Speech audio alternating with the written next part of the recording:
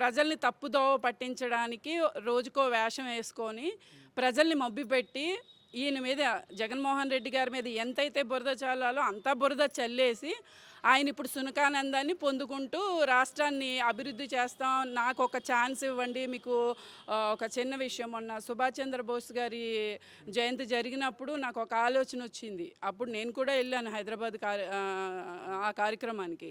నేను సుభాష్ చంద్రబోస్ అస్థికలు తీసుకొస్తాను అని చెప్పి, అంటే ఆయన ఆలోచన విధానంలో ఈయన ఒక బుద్ధిమంతుడు లేకపోతే ఈయన ఒక నీతిమంతుడిలాగా యాక్టింగ్ చేసి ప్రజలందరినీ మోసం చేశాడు, తప్పుదోవ పట్టించాడు.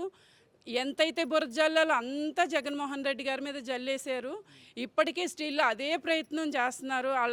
వాళ్ళ ప్రభుత్వం మంచి ప్రభుత్వం అంటున్నారు. మరి దళితుల మీద జరుగుతున్న ఎన్నో ఘోరాలన్నీ చూస్తున్నాము. మనుషుల్ని నరుకుతున్నారు. మరి ఆడవారిని ఎస్పెషల్లీ అదే నియోజకవర్గానికి, పిఠాపురంకి సంబంధించి అదే నియోజకవర్గంలో ఈ రోజున దళితుల పైన ఏ రకమైన దాడి చేస్తున్నారో చూస్తున్నాం.